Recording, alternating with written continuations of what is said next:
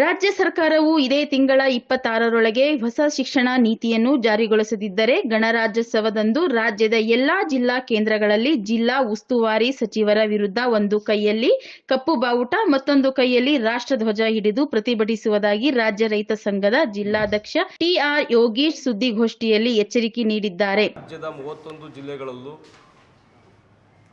ಒಂದು ಶಿಕ್ಷಣ ನೀತಿಯನ್ನು ವಿರೋಧಿಸಿ ಜನವರಿ 26/1/2026 ತುಮಕೂರಿನ ಜಿಲ್ಲಾಧಿಕಾರಿ ಕಚೇರಿ ಮುಂಭಾಗ ಬಲಗೈಯಲ್ಲಿ ರಾಷ್ಟ್ರಧ್ವಜ ಹಿಡಿದು ಎಡಗೈಯಲ್ಲಿ ಕಪ್ಪು ಬಾವುಟವನ್ನು ಹಿಡಿದು ನಾವು ಒಂದು ಪ್ರತಿಭಟನೆ ಮಾಡಬೇಕು ಅಂತ ಹೇಳಿ ಈಗಾಗಲೇ SDMC ಅಧ್ಯಕ್ಷರುಗಳು ಜೊತೆಗೆ ನಮ್ಮ ಕರ್ನಾಟಕ ರಾಜ್ಯ ರೈತ ಸಂಘ ಏನೊಂದು ಕರೆ ಕೊಟ್ಟಿದ್ದೇವೋ ಈ ಒಂದು ಕರೆ ಇಡೀ ರಾಜ್ಯಾದ್ಯಂತ ಹೋರಾಟವನ್ನು ಮಾಡಲಿಕ್ಕೆ ಸಿದ್ಧತೆ ಮಾಡ್ಕೊಂಡಿದೆ.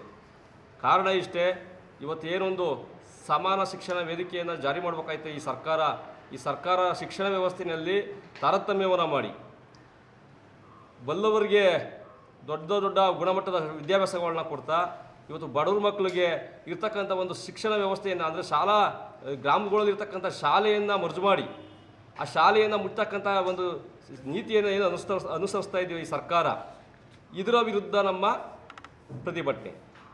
ಕಾರಣ ಇವತ್ತು ಶಾಲೆಗಳಲ್ಲಿ ಮಕ್ಕಳನ್ನ ಓದಿಸ್ಲಿಕ್ಕೆ ಇವತ್ತು ಮಕ್ಕಳುಗಳನ್ನ ಏನು ಇವತ್ತು ಖಾಸಗಿ ಶಾಲೆಗೆ ಸೇರಿಸಿದಾರೋ ಆ ಮಕ್ಕಳುಗಳಿಗೆ ಫೀಸನ್ನು ಕಟ್ಟಕ್ಕಾಗ್ದಲೇ ಇವತ್ತು ಆ ಮಕ್ಕಳುಗಳನ್ನ ಸ್ಕೂಲಿಂದ ಈಚೆ ನಿಲ್ಲಿಸ್ತಾ ಇರ್ತಕ್ಕಂಥದ್ದು, ಮಕ್ಕಳುಗಳಿಗೆ ಎಲ್ಲೋ ಮಾನಸಿಕವಾಗಿ ಅವರು ದುರ್ಬಲ ಆಗ್ತಾ ಇರ್ತಕ್ಕಂಥ ಸನ್ನಿವೇಶಗಳನ್ನ ಇವತ್ತು ಈ ಸರ್ಕಾರ ಅದನ್ನು ಕ್ರಿಯೇಟ್ ಮಾಡಿಕೊಟ್ಟಿದೆ. ಆದ್ದರಿಂದ ಈ ಒಂದು ಶಾಲಾ ಶಿಕ್ಷಣ ವ್ಯವಸ್ಥೆಯನ್ನು ನೀವು ಕಿತ್ಕೊಳ್ಳೋಕ್ಕೆ ಅಂತ ನಿಂತ್ಕೊಂಡ ಮೇಲೆ 75ನೇ ಒಂದು ಅಮೃತ ಮಹೋತ್ಸವನ ಮಾಡ್ತಕ್ಕಂಥದ್ದು ಯಾವ ಪುರುಷಾರ್ಥಕ್ಕಾಗಿ ನಿಮಗೆ ಯಾವ ಯೋಗ್ಯತೆ ಮೇಲೆ ನೀವು 75ನೇ ವರ್ಷದ ಅಮೃತ ಮಹೋತ್ಸವವನ್ನು ಆಚರಿಸ್ತೀರಿ? ಇಷ್ಟು ಶಿಕ್ಷಣ ವ್ಯವಸ್ಥೆಯನ್ನು ನೀವು ಕಿತ್ಕೊಂಡು ಇವತ್ತು ಮಕ್ಕಳಿಗೆ ಆಹಾರ ವ್ಯವಸ್ಥೆ ಗುಣಮಟ್ಟದ ಆಹಾರ ವ್ಯವಸ್ಥೆ ಇದೆ ಅಂತೇಳಿ ಎಲ್ಲೂ ಸರ್ಟಿಫೈಡ್ ಮಾಡಿಲ್ಲ. ನೀವು ಯಾವ ಆಹಾರ ಕೊಡ್ತಾ ಇದ್ದೀವಿ ಅಂತಕ್ಕಂಥದ್ದಕ್ಕೂ ಇವತ್ತು ಖಾತ್ರಿ ಇಲ್ಲ, ಅದನ್ನು ಹೇಳೋರಿಲ್ಲ, ಕೇಳೋರಿಲ್ಲ. ಹೀಗಾಗಿ ಇವತ್ತು ಏನು ಶಿಕ್ಷಣ ವ್ಯವಸ್ಥೆಯನ್ನು ಸಮಾನ ಶಿಕ್ಷಣ ವ್ಯವಸ್ಥೆಯನ್ನು ಮಾಡಲಿಕ್ಕೆ ನೀವು ಏನು ಮುಂದಾಗಿಲ್ಲ ಅಂತಂದರೆ ಈ ರಾಜ್ಯ ಸರ್ಕಾರದ ಸಚಿವರು ಇರ್ಬೋದು, ಶಿಕ್ಷಣ ಸಚಿವರು ಇರ್ಬೋದು, ಸರ್ಕಾರ ಇರ್ಬೋದು, ಜನವರಿ 26 ಒಳಗಡೆ ನಿಮ್ಮ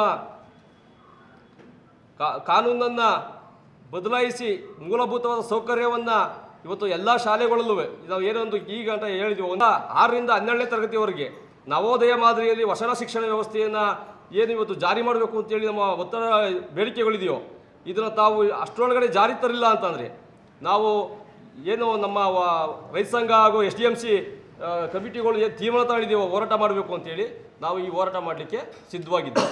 ಅಂದು ನಡೆಸುವ ಪ್ರತಿಭಟನೆಯಲ್ಲಿ ಸರ್ಕಾರಿ ಶಾಲೆಗಳ SDMC ಅಧ್ಯಕ್ಷರು, ಪೋಷಕರು ಹಾಗೂ ನೂರಾರು ಮಕ್ಕಳು ಪಾಲ್ಗೊಳ್ಳಲಿದ್ದರೆಂದು ತಿಳಿಸಿದರು. ಸರ್ಕಾರವು ಜನವರಿ 26ರಂದು 75ನೇ ವರ್ಷದ ಅಮೃತ ಮಹೋತ್ಸವ ನಡೆಸುತ್ತಿದ್ದು ಇದಕ್ಕೆ ತಮ್ಮ ಸಂಘವು ವಿರೋಧ ವ್ಯಕ್ತಪಡಿಸುತ್ತದೆ ಎಂದು ಹೇಳಿ ಸರ್ಕಾರವು ಸರ್ಕಾರಿ ಶಾಲೆಗಳನ್ನು ಮುಚ್ಚುವ ಮೂಲಕ ಮೂಲಭೂತ ಸೌಕರ್ಯಗಳನ್ನು ನೀಡದೆ ತಮ್ಮ ಹಕ್ಕನ್ನು ಕಸಿಯುತ್ತಿದೆ ಎಂದು ಆರೋಪಿಸಿದರು.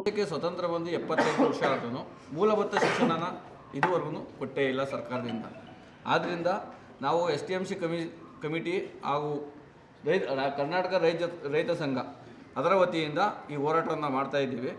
ಅದು ಏನು ಇದರ ಉದ್ದೇಶ ಏನು ಅಂತಂದರೆ ಸರ್ಕಾರಿ ಶಾಲೆಯಲ್ಲಿ ಓದುತ್ತಿರೋ ಮಕ್ಕಳುಗಳು ವಿದ್ಯಾಭ್ಯಾಸ ಕುಂಠಿತವಾಗಿದೆ ಹಾಗೂ ಖಾಸಗಿ ಶಿಕ್ಷಣ ಸಂಸ್ಥೆಗಳನ್ನ ನಡೆಸ್ತಾರೆ. ಕೆಲವು ಎಲ್ಲರೂ ಆಲ್ಮೋಸ್ಟ್ ಆಲು ರಾಜಕಾರಣಿಗಳದೇ ಇರುತ್ತೆ, ಅವರ ಫಾಲೋವರ್ಸ್ದೇ ಇರುತ್ತೆ. ಹಾಗಾಗಿ ಸರ್ಕಾರಿ ಶಾಲೆನ ಅಭಿವೃದ್ಧಿನ ಮಾಡಿಸ್ತಾ ಇಲ್ಲ, ಅಲ್ಲಿ ಒಳ್ಳೆಯ ಶಿಕ್ಷಣ ನೀತಿಯನ್ನು ಅವರು ಜಾರಿಗೊಳಿಸ್ತಾ ಇಲ್ಲ. ಅದರ ವಿರುದ್ಧ ನಾವು ಸರ್ಕಾರದ ವಿರುದ್ಧ ಹೋರಾಡ್ತಿರೋದೇನಪ್ಪ ಅಂತಂದರೆ ರಾಜ್ಯದಲ್ಲಿ 41,905 ಸರ್ಕಾರಿ ಶಾಲೆ ಇದೆ. ಆ ಸರ್ಕಾರಿ ಶಾಲೆಯಲ್ಲಿ ಓದುತ್ತಿರುವ ಬಡ ಕುಟುಂಬದ ಮಕ್ಕಳಿಗೆ 1ನೇ ತರಗತಿಯಿಂದ 5ನೇ ತರಗತಿಯವರೆಗೆ ದ್ವಿಭಾಷೆಯಲ್ಲಿ CBSE ಶಿಕ್ಷಣವನ್ನು ನೀಡಬೇಕು. ಸಮಾನ ಶಿಕ್ಷಣ ವ್ಯವಸ್ಥೆಯನ್ನು ಜಾರಿಗೊಳಿಸಬೇಕು. ಸರ್ಕಾರಿ ಶಾಲೆಗಳಲ್ಲಿ ಗುಣಮಟ್ಟದ ಶಿಕ್ಷಣ ವ್ಯವಸ್ಥೆ ಆಗಬೇಕು. ಶಾಲೆಗಳಲ್ಲಿ ನೀಡುತ್ತಿರುವ ಆಹಾರದ ಗುಣಮಟ್ಟ ಕಾಪಾಡುವ ವ್ಯವಸ್ಥೆ ಆಗಬೇಕೆಂದು ಈ ಸಂದರ್ಭದಲ್ಲಿ ಆಗ್ರಹಿಸಿದರು. ಸುದ್ದಿಗೋಷ್ಠಿಯಲ್ಲಿ ರೈತ ಸಂಘದ ಮುಖಂಡರುಗಳು ಭಾಗವಹಿಸಿದ್ದರು.